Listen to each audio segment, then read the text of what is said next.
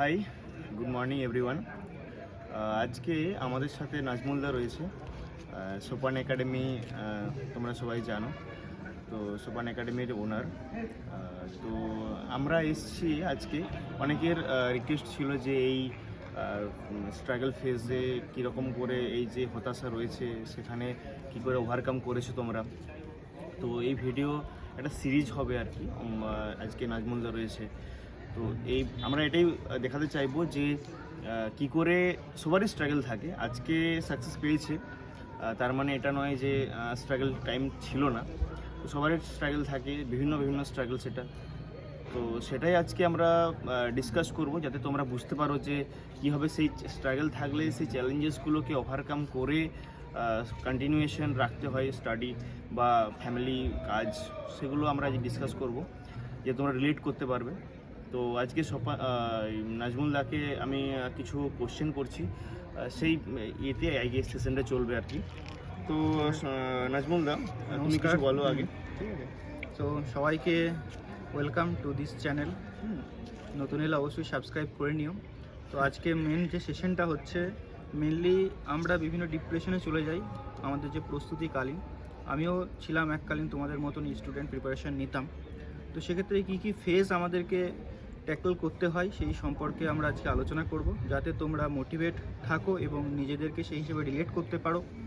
In future যাতে কোনো problem না হয়, বা প্রবলেম হলে তার সলিউশন কী হওয়া উচিত, সমস্ত কিছু আমরা এই ভিডিওতে আলোচনা করব।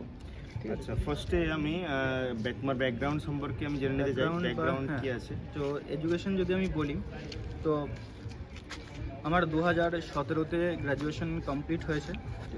আমার ছিল ম্যাথ অনার্স। ওকে, সো তারপর মেনলি গ্র্যাজুয়েশন চলাকালীন যেটা হয় যে সবাই কি করে, অনার্স সাবজেক্ট নিলে কেউ একটু ডিফিকাল্ট সিচুয়েশনের মধ্যে থাকে, সবাই প্রচুর পড়াশোনা থাকে, সেটাও আমাদেরকেও করতে হয়েছিল। বাট সেটা আমি করেছিলাম বাড়ি থেকে। মানে এমন অবস্থা ছিল যে আমি কোনো জায়গায় থেকে, যেমন আমি বর্ধমান থেকে মেনলি বিলং করি, তো বর্ধমানে টিউশন পড়তে যেতাম। সে ভোরে উঠে সাইকেল চালিয়ে কিছুটা 9 কিলোমিটার সাইকেল চালিয়ে তারপরে বাসে গিয়ে তারপর গিয়ে আমি টিউশন পড়তে যেতাম। তো এমনটা ছিল না যে আমি হোস্টেলে থেকে পড়াশোনা করার মতো সুযোগ পেয়েছি কিছু কন্ডিশনের, ফাইন্যান্সিয়াল প্রবলেমের জন্য। তো এই প্রবলেমটা আই থিঙ্ক সবারও থাকে। তো এটা কোনো প্রবলেমের মধ্যে পড়ে না। সো এরপরে তুমি যে এই চ্যালেঞ্জেসগুলো ফেস করেছো এক্সামিনেশনে, সেগুলো কীরকমভাবে তুমি ট্যাকেল করেছো, বা এই যে অনার্স থেকে এই চিন্তাধারা যে এই কম্পিটিটিভ এক্সাম দেবো আমি, সেই মানে এটা চিন্তা এলো কেন, মানে এই জিনিসগুলো যদি বলো। হ্যাঁ দেখো, হঠাৎ করে মানে অনার্স করছিলে তুমি? যখন আমি সেকেন্ড ইয়ারে পড়ি, মেন আমার ড্রিম যদি আমি বলি তোমাদেরকে, ড্রিম কিন্তু এই কম্পিটিটিভ লাইনে আসার আগে মেন যেটা ছিল সেটা হচ্ছে টিচিং, মানে টিচিংয়ে যাওয়ার, যে কোনো স্কুলে পড়াবো বা কলেজে পড়াবো।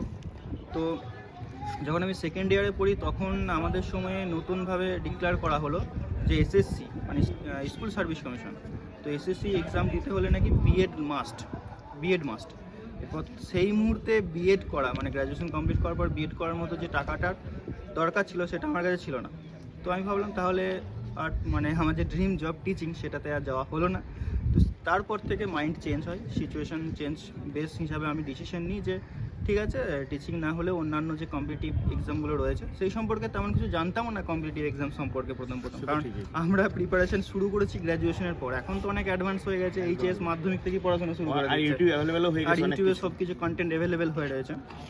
সো মেনলি তখন সেভাবে কন্টেন্টও আমরা পেতামও না, আর সেভাবে গাইড করার মতো লোকও ছিল না। তবে হ্যাঁ, একজন ছিলেন, ওনার কথা আমি বলছি পরে। তো গাইডেন্স কিন্তু খুবই দরকার। হ্যাঁ, সো সেকেন্ড ইয়ারে আমি মাইন্ডসেট করি যে যেহেতু এসএসসির জন্য বিএড মাস্ট করে দিয়েছে, তো আমি ওদিকে যাব না, বিএড করব না।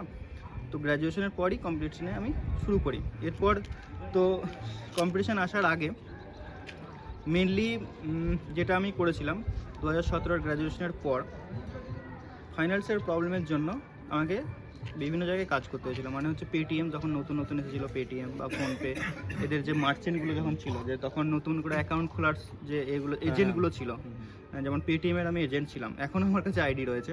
তো সেই ফিঙ্গারপ্রিন্ট দিয়ে কেওয়াইসি করতে, বায়োমেট্রিক করে কেওয়াইসি করে ওখান থেকে ভালো আর্নিং করেছিলাম আমি নিজে চালানোর জন্য। তো প্রথমেই যে কম্পিটিশন লাইনে এসেই যে পড়াশোনা শুরু করে দিয়েছিলাম তা কিন্তু নয়। 2017-র পরে ওই মোবাইল থেকে টুকটাক দেখতাম ক্লাস। মেনলি আমার ফোকাস ছিল টাকা ইনকাম করা। তাহলে এখানে একটা কথা বলা যায়, সেটা হচ্ছে যে অনেকে যারা বলো যে ফিনান্সিয়াল বার্ডেন রয়েছে হ্যাঁ। আমাদের, বা ফ্যামিলিতে সমস্যা রয়েছে অনেক রকম, তাহলে দেখছো তো এখানে তোমাদের লাইভ এক্সাম্পল রয়েছে যে কীভাবে সেটাকে ফিনান্সিয়াল ক্রাইসিসটাকে ওভারকাম করে, মানে এটা এক্সকিউজ না দিয়ে যে আমার ফিনান্সিয়াল ক্রাইসিস রয়েছে আমি পড়াশোনা বন্ধ করে দিচ্ছি, বা এই সব অনেক এক্সকিউজ দেয়, মানে অনেক মেসেজ আসে, তো সেই ভিত্তিতে আমি কথাগুলো বলছি যে দাদা এই সব সমস্যা রয়েছে আমি করতে পারছি না। তো এগুলো একটা এক্সকিউজ, অজুহাত একটা। তোমরা যদি চাও নিশ্চয়ই তোমরা পারবে। এত কিছু করার পরও যদি আজকে মানুষ আরও অনেক কিছু করছে, আমি সেগুলো আস্তে আস্তে আমরা আসবো। আর এটা শুধু ও তখন পেটিএম করেছিল বলে এখন অনেক কিছু করছে আরও, ঠিক আছে? তো দেখো পেটিএম যখন করলাম তো একটা টাইম পর পেটিএমেরও ডাউন হয়ে গেল, যে না আর কেওয়াইসি করা যাচ্ছে না, মানে সবাই তখন অনেক এজেন্ট হয়ে গেছে সবার কেওয়াইসি, এরপর একটা জন তো একজনই কেওয়াইসি করবে, তার জন্য কমিশন পেয়ে গেছি।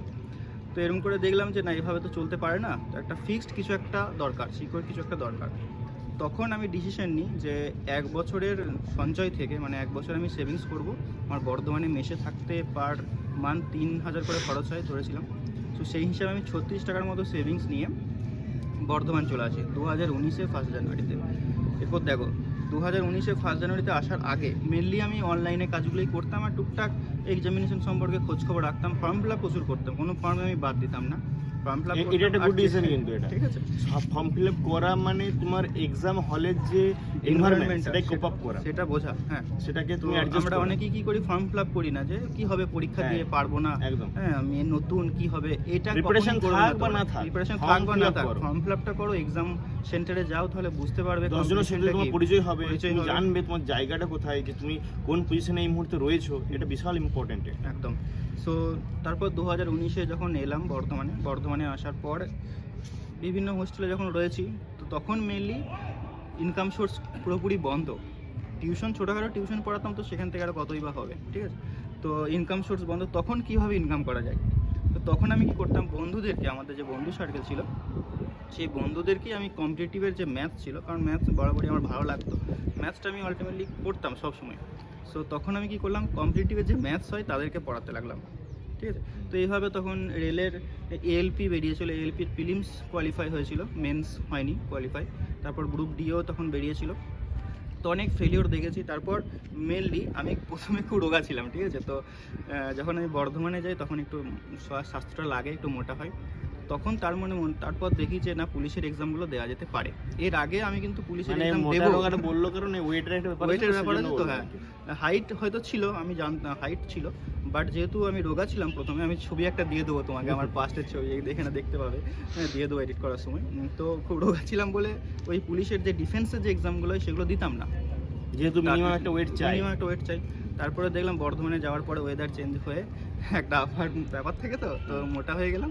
তারপরে রান প্র্যাকটিস করতাম, ওখানে একটা বন্ধু ছিল আমার, তার সঙ্গে রান করতাম।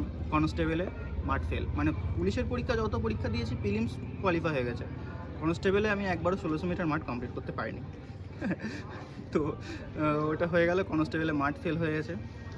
এরপরে আসল সময়টা ঢুকলো, এবারে আসল সময় বলতে এই যে কোভিড এলো, করোনা, তারপরে ওই যে চ্যালেঞ্জেস অফ এক্সাম, সেগুলো একটু তুমি বলো। হ্যাঁ, তো বিভিন্ন এক্সাম দিচ্ছি, হচ্ছে বিভিন্ন ফার্স্টেশনে থাকছি, আর মেন কথা কি, আমি কখনো বাড়ি থেকে টাকা নিতাম না প্রিপারেশন, এটা একটা ভালো জিনিস, ঠিক আছে। কারণ আমি দেখো বাড়ি থেকে যখনই তুমি টাকা নেবে না, তো বাড়িরা জানতে চাইবে যে আউটপুট, মানে কি হচ্ছে, বারবার ফোন করবে, জানতে চাইবে। তাছাড়া সেরকম কন্ডিশনও ছিল না, তো আমি করতাম কি, আমার যে খরচটা সেটা আমি যেমন করে কালেক্ট করে নেবো বিভিন্ন জায়গা থেকে। এই মানসিকতাটা আমার প্রথম থেকেই ছিল। তার মানে এমনটা নয় যে বাড়ি থেকে সাপোর্ট করে না, এমনটা নয়, অবশ্যই মেন্টাল সাপোর্টটা বেশি দরকার। মা বলতো যে ঠিক আছে তুই যা করছিস কর, 4-5 বছর টাইম নে, হ্যাঁ তারপরে তো জমি রয়েছে, চাষ করবি, টিউশন পড়াবি, মানে ঠিক চলে যাবে, ঠিক আছে। এমনটা নয় যে তোমাকে করতেই হবে, প্রেশার, মারা যাবে, কেউই মরবে না, না খেতে পেয়ে কেউ না কেউ ঠিক তার জুগিয়ে দেবে। সো মেনলি যেটা সেটা হচ্ছে ফোকাস। এরপরে আসি, ফোকাস আমাদেরকে কিন্তু ঠিকঠাক রাখতে হবে। কম্পিটিশন এমনটা নয় যে একটা পরীক্ষা দিলাম হলো না, হ্যাঁ ছেড়ে দিলাম, এটা করলে কিন্তু হবে না। কম্পিটিশনে লেগে থাকতে হবে। যেমন আজকে একটা কনস্টেবলের এক্সামে 4টা ফেজ রয়েছে, যে কোনো একটা ফেজে আউট হয়ে যেতেই তুমি পারো, 1-2 নাম্বারের জন্য আউট হয়ে যেতে পারো, মাঠে 1-2 সেকেন্ডের জন্য আউট হয়ে যেতে পারো। তো এটা ডিপ্রেশনে এলে হবে না, পরীক্ষা তোমাকে কন্টিনিউয়াস ওয়েতে দিয়ে যেতে হবে। তারপরে হচ্ছে বিভিন্ন জনের কথা, যেমন বাড়িতে যদি আমি যেতাম তখন আগে স্টুডেন্ট যখন ছিলাম আমি, তখন বিভিন্ন জন বিভিন্ন রকম কথা বলতো, সোসাইটি, তো এদেরকে সত্যি কথা বলতে জাস্ট ইগনোর করে দিতে হবে, জাস্ট ইগনোর। কারণ তুমি এদের সঙ্গেই ভালো আউটপুট পাবে যখন তুমি চাকরিটা পেয়ে যাবে। একদম মানে এমনভাবে যে মানুষ Percent চেঞ্জ change হয়ে হয়ে যাবে না, যাবে একদম। তুমি বিশ্বাস করতে পারবে না যে চাকরি পাওয়ার আগের দিন আর চাকরির লিস্টে যখন তোমার নাম আসবে তার পরের দিন সম্পূর্ণ একদম আলাদা। একদম একদম। সম্পূর্ণ এটা সবার আলাদা। সাথে মানে তুমি তুমি বুঝতেই পারবে না যে হলোটা কি। সামান্য একটা লিস্টে নাম এসেছে, একটা জাস্ট সিকিউর তোমার আর্নিং সরকারের খাতায় নাম উঠে যাওয়া, মানে মানুষ এতটা পরিবর্তন হয়ে যাবে তুমি ভাবতেও পারবে না। তবে একটা জিনিস মনে রাখবে, মানে আমি বলি যে আমার খারাপ সময় যারা ছিল আমার সঙ্গে তাদের কোনোদিন আমি খারাপ সময় আসতে দেবো না। একদম এটা আমি একদম মনে প্রাণে বিশ্বাস করি এবং মানিও যে আমার খারাপ সময় যারা ছিল তাদের আমি কোনোদিন খারাপ সময় আসতে দেবো না। সো যাই হোক, এরপরে দেখো টিউশন পড়াচ্ছিলাম আমি বন্ধুদেরকে দিয়ে। কোভিড যখন এলো, কোভিডের সময় তো কোনো এক্সাম নেই, তোমরাও সেটা জানো, পুরোপুরি অফ। মানে এখনো তো এক্সাম নেই, এখন এই এক্সাম নেই। সময়টা। তোমরা এই টাইমটা রিলেট করতে পারো যে এক্সাম না থাকলে স্টুডেন্টরা কি কতটা হয়? ফ্রাস্ট্রেশনে থাকে, ডিপ্রেশনে চলে যায়। তো এই ডিপ্রেশনটা কাটিয়ে ওটা কিন্তু চারটিখানি কথা নয়। আমি হয়তো তোমাকে ভিডিওর সামনে মুখে বলে দিচ্ছি, হ্যাঁ, এটা কিন্তু কিন্তু ওই অতটাও সময়ে সহজ নয়। সবারই, মানে যারা সবারই। অ্যাসপিরেন্ট ছিল সবারই একই অবস্থা ছিল যে কিভাবে এটা কি হবার হবে। আবার কোভিড তো আননোন একটা জিনিস, unknown মানে জিনিস, কবে কি শেষ হবে, হবে, কি কবে শেষ হবে তার কোনো ইয়ে নেই। সবচেয়ে বড় কথা আমরা মরে যাব কিনা, সেটাই হচ্ছে। এটা একটা ব্যাপার ছিল না যে আমাদের কিছু হয়ে যাবে, আমরা আমার ফ্যামিলি, বাবা মা, দিদি ভাই বোন সবার কেউ কিছু হয়ে যাবে না, তো এটা একটা বড় একটা কনসার্ন ছিল কিন্তু। তো তবে হ্যাঁ, কোভিডের একটা ভালো দিকও রয়েছে। এই আজকে যে আমার যে চ্যানেলটা রয়েছে ডিজিটালাইজেশন, কোভিডের পর থেকেই আমরা কিন্তু অনলাইনের উপর বেশি ঝুঁকি নিই। আচ্ছা হঠাৎ করে ইউটিউব এলো কেন, হ্যাঁ, এটা একটু বলো। দেখো, কোভিডের সময় যখন আমি বাড়ি চলে যাই, হুম, যে বন্ধুদেরকে আমি পড়াতাম, ম্যাথ দেখাতাম, হুম, তারাই একদিন বলছে যে তুই এক কাজ কর, অনলাইনে পড়া আমাদেরকে গুগল মিটে। ঠিক আছে, পড়াই গুগল মিটে। সো গুগল মিটে পড়ানো থেকে শুরু করি। মোবাইল থেকেই প্রথমে পড়াতাম, একটা বোর্ড রয়েছে, বোর্ডেতে পড়াতাম। এরপর আস্তে আস্তে কী করলাম, বন্ধুগুলোই বললো যে তুই এক কাজ কর, ইউটিউবে চ্যানেল খুলে একটা। তো মেনলি মুর্শিদাবাদে একটা বন্ধু ছিল, আদিত্য নাম, সেই মেনলি এই আইডিয়াটা দিয়েছিল যে ইউটিউবে প্রথমে পড়াতে শুরু করে। তাই তো, থ্যাংক ইউ বলো। Thank you Aditya. হ্যাঁ, আদিত্যর সঙ্গে তো সেই আদিত্যই আমাকে বলেছিল। তারপর থেকে আমি ইউটিউবে আসি। তো প্রথম ইউটিউবে এভাবে কথা যেমন বলছি ফ্লুয়েন্টলি, কথা আমি বলতে পারতাম না, মানে ইন্ট্রোভার্ট টাইপের ছিলাম, খুব চুপচাপ ছিলাম প্রিপারেশন কালে। সো এই আস্তে আস্তে মানে সারা রাত ধরেও ভিডিও করেছি, এমনও হয়েছে। তো সেখান থেকে মেনলি কোভিডের একটা ভালো দিক, মানে আমার পক্ষে খুবই ভালো হয়েছে যে সোপান একাডেমির মতো একটা চ্যানেল আমি তোমাদেরকে দিতে পেরেছি, বিভিন্ন গাইড করতে পারি বলে আমাকে খুব ভালো লাগে। আর যে আমার একটা স্বপ্ন ছিল, ড্রিম ছিল পড়ানো, সেটাও কিন্তু একদিক থেকে ফুলফিল হয়েছে। সাথে সাথে সবকিছু একটা যে স্যাটিসফ্যাকশন, সেটা কিন্তু এসেছে। আজ আমি জব পেয়েছি, ঠিক আছে, বাট স্যাটিসফ্যাকশন কিন্তু আমার সে পড়ানোতেই। তোমরাও দেখবে আমার চ্যানেলে কিন্তু পড়ানোর ভিডিও প্রচুর রয়েছে, তোমরা যদি ফলো করো দেখতে পাবে যে তোমাকে আর কোথাও দেখতে হবে না, অন্য চ্যানেল দেখতে হবে না। ম্যাথসের ক্ষেত্রে আমি তোমাকে গ্যারান্টি দিতে পারি যে অনেকটা, মানে 80 to 90% আমি তোমাকে কভার করে দেবো। একদম, আমিও দেখেছি তো যাই হোক, ম্যাথসের যেগুলো নোটসগুলো বানিয়েছে বা বইটা বানিয়েছে সেটা খুবই সুন্দর, মানে এত সুন্দর এক্সপ্লেনেশন।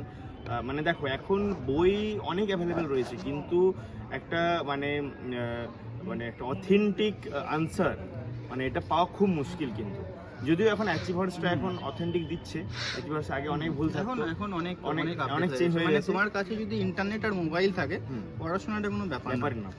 একদম। এবারে তুমি বলো যে ডিউরিং প্রিপারেশন ফেজে যে আমাদের যে অ্যাসপিরেন্ট যারা দেখছে, তারা কিভাবে, অনেকের তো সমস্যা রয়েছে ফিনান্সিয়াল, তারা কিভাবে একটা সোর্স অফ ইনকাম করবে বা তারা কিভাবে এই চ্যালেঞ্জেসগুলো ওভারকাম করবে, সেটা নিয়ে কিছু বলো। তো মেনলি প্রিপারেশন কালে স্টুডেন্টদের মেন যে সমস্যাটা হচ্ছে সেটা হচ্ছে ফাইন্যান্সিয়াল প্রবলেম। মানে তুমি যখন বড় হয়ে গেছো, গ্র্যাজুয়েশন কমপ্লিট করে ফেলেছো, এরপরে তুমি মা বাবার কাছে হাত পেতে টাকা নিতে পারবে না। একদম, এটা বাস্তব। তুমি টাকা চাইতে গেলে হয়তো তোমাকে দিয়ে দেবে, মা বাবা কিছু বলবে না, নিজেরই খারাপ লাগবে। সো প্রথম চেষ্টা করবে, প্রিপারেশন নিচ্ছ ঠিক আছে, প্রিপারেশন কীভাবে নেবে সেটা পরে আসছি। ফার্স্ট যে চেষ্টাটা করবে, নিজের যে খরচটা সেটা তো আর্ন করে নেওয়া, মানে ইন্ডিপেন্ডেন্ট হওয়া মেন কথা। কারণ হচ্ছে বাবা মা থেকে তুমি কত টাকা চাইবে, তাই নিজেরই খারাপ লাগবে। একটা ফর্ম ফিলাপের টাকা, না সামান্য রিচার্জের জন্য যদি টাকা চাইতে হয়, টাকা এটা খারাপ লাগবে না? মা বাবারা কতটাই করবেন, মেন্টাল সাপোর্টটা করছেন, এটাই অনেক আমি মনে করি। একদম চেষ্টা করবে নিজের খরচটা নিজে নিয়ে নেওয়া, মানে যাবতীয় যা তোমার খরচ হয়, হ্যাঁ, যা কিছু, প্লাস পারলে মা বাবাকে সাহায্য করো। আর মা বাবাদেরকে একটা কথাই বলো যে আমাকে 4-5 বছর টাইম দিতে। টাইম টেকিং, কম্পিটিটিভ এক্সাম তুমি আজকে এলে, যে 2017-তে গ্র্যাজুয়েশন করে 18-তে জব পেয়ে যাবে সেরকম যুগ কিন্তু আর নেই। দেখো সেরকম নেই বলা ভুল, কিন্তু সেরকম সেটা খুবই কম। এবং সেটা guidance দেখে এর দরকার নিজের আছে। আগে মানে তুমি যদি ফ্রাস্ট্রেশন হও তাহলে মুশকিল আছে, একদম। কারণ তারা আগেই প্রিপারেশন শুরু করে দিয়েছে। ধরো তুমি গ্র্যাজুয়েশন 17 সালে সাপোজ, তো নাজমুল তার এক্সাম্পল নিচ্ছি, 17 সালে গ্র্যাজুয়েশন, এবারে সে হয়তো মানে গ্র্যাজুয়েশনের ফার্স্ট ইয়ার থেকে শুরু করে দিয়েছে, এবারে সে ক্লার্কশিপ যেমন এইচএস পাস, মানে এইচএস লেভেলের চাকরি, তখন কি হবে ও গ্র্যাজুয়েশন থাকাকালীন এইচএস এর যদি ওই সময় ফর্ম বেরোয় তাহলে সে চাকরি পেয়ে যাচ্ছে আফটার গ্র্যাজুয়েশনই বা ডিউরিং গ্র্যাজুয়েশনই পেয়ে যাচ্ছে। তো সেক্ষেত্রে তো এটা মানে লাকের ব্যাপার হয়ে যাচ্ছে, বা সেটা তোমার মানে কখন বেরোচ্ছে ফর্মটা, তো প্রিপারেশন কেমন সেটা আপডেটেড। মেন কথা হচ্ছে জানতে হবে। আমরা তো জানতামই না, গ্র্যাজুয়েশন আগে জানতাম না কি গ্র্যাজুয়েশনের করব। পর শুরু করেছি প্রিপারেশন। তো দেখো আমার কথা যদি বলি, গ্র্যাজুয়েশন 17-তে আর জব আমি পেয়েছি 23-এ। 6 বছর লাগলো প্রিপারেশন করতে। হ্যাঁ, 6 বছরের ভিতরে করোনা রয়েছে, আমিও ঠিকমতো পড়াশোনা করিনি প্রথমের দিকে, কারণ প্রথমের দিকে বুঝতেই পারবে না কি পড়তে হবে, তার জন্য তোমাকে টাইম দিতে হবে। সো মেন কথা হচ্ছে অন অ্যান এভারেজ, মানে আমরা যেখানে জব পেয়েছি, যদি তুমি লক্ষ্য করো আমাদের এভারেজ এজ 26 থেকে 27। একদম একদম 26 থেকে 27 বছর কিন্তু আমাদের সবার এভারেজ এজ। দু একজন আছে 23-24, এটা আলাদা এক্সেপশনাল, সেটা বললাম যে এক্সেপশনাল, ওই যে এক্সেপশনালটা ধরে লাভ নেই। কিন্তু অন অ্যান এভারেজ যদি তুমি দেখো, মানে চাকরি পাওয়ার বয়স 26 থেকে 27 থেকে শুরু হচ্ছে, অনেকে 31-30 বছরও রয়েছে, তারা কিন্তু লেগেছিল বলেই কিন্তু রয়েছে। তো এমনটা নয় যে তুমি আজকে পড়ে কালকে চাকরি পেয়ে যাবে, 6 মাস 1 বছরের মধ্যে চাকরি পেয়ে যাবে, এটা মাথা থেকে আউট করে দাও। তোমাকে লেগে থাকতে হবে, কারণ একটা প্রসেসে গভর্নমেন্ট 3-4 বছর লেগে যাচ্ছে। গভর্নমেন্ট জবে একটাই ইম্পর্টেন্ট জিনিস পেশেন্স, মানে পেশেন্স আর পেশেন্স, একদম এটা হচ্ছে মেন মন্ত্র। পেশেন্স তোমাকে রাখতেই হবে, মানে কিছু এর বাইরে অপশন নেই। স্টাডি তো আছেই। দেখো আরেকটা কথা বলি এখানে অ্যাড করতে চাই, অনেকে আমাকে মেসেজে বলে বা কমেন্টে বলে যে দাদা আমরা পড়াশোনা হচ্ছে না। দেখো রোজ পড়াশোনা হবে না, এটা তো সত্যি কথা, এটা কারোরই হয় না। Ups and downs, sinusoidal crab আছে তো মনে, আপস অ্যান্ড ডাউনস, জিরো হবে আবার ডাউন যাবে আবার আপ হবে, এটা চলবে। মানুষের ফেজ কখনো ধরো কারো শরীর খারাপ আছে বাড়ির বা কিছু সমস্যা রয়েছে, তো এটা তো একটা মানে নর্মাল একটা জিনিস, মানে এটাকে সবার লাইফে আছে। তোমার লাইফে শুধু নয় যে মানে তোমার লাইফে শুধু আপস ডাউনস আসছে, আপস আসছেই না, এরকম না। আপস ডাউনস মিলেই, নাহলে তুমি এনজয় করতে পারবে না। তোমার যদি লাইফে শুধু আপসই থাকে তাহলে তো ডাউনসটা, আপসটাকে এনজয় করতে পারবে, ওটা তো বোরিং হয়ে যাবে। একদম। তো জব পাওয়ার যে আনন্দটা তখনই পাবে যখন ডাউন থেকে আপে যাবে। হ্যাঁ, আর ওই প্রিপারেশন কালে আর্নিং তুমি বিভিন্নভাবে করতে পারো। প্রত্যেকের মধ্যে কিছু না কিছু প্রতিভা লুকিয়ে আছে। একদম। কেউ পড়াতে ভালোবাসে, কেউ অন্য কম্পিউটারের কাজও জানে, এখন তো অনলাইনে প্রচুর কাজ রয়েছে, টাইপিং থেকে শুরু করে ডকুমেন্টস, বিভিন্ন আর্টিকেল লেখা, যার যেটা ভালো লাগে, ঠিক আছে। তোমার যদি মানে পড়াতে ভালো লাগে তুমি পড়াও, বাচ্চাদেরকেও পড়াও, কারণ পড়ানো থেকে অনেক কিছু জানা যায়। দেখো সৎভাবে ইনকাম করা আমাদের উদ্দেশ্য পড়াশোনার টাইমে, ঠিক আছে, এমন নয় যে অসৎভাবে। সৎভাবে এমনটাও দেখতে হবে যেন খুব বেশি এনগেজ না হয়। একদম এটা পার্ট টাইম হিসেবে এটা কিন্তু দিনে 1-2 ঘন্টা আমার 1-2 বন্ধু আছে এরকম করেছে, টিউশন পড়াতে টিউশনই পড়াচ্ছে, তারা আবার কিন্তু প্রিপারেশনটা ডাউন। তোমাকে এটা মাথায় রাখতে হবে যে আমার মাসিক কত টাকা লাগলে আমার চলে যাবে মানে একদম বিশাল হবে না, লাক্সারি হবে না, নেসেসারি কতটুকু। ধরো আমার সাপোজ 3000 টাকা তোমার বা 4000 টাকা তোমার লাগবে, তো 4000 টাকারই টিউশন পড়াও, তোমার তো সঞ্চয় করতে লাগবে না। 4000 টাকা পড়াও, দিনে হয়তো 2টো টিউশন পড়ালে 4 ঘন্টা সাপোজ যাওয়া আসা মিলে, বাকি তো থাকছে বাকি টাইমটা। আর তুমি 5-6 ঘন্টা পড়লে এনাফ।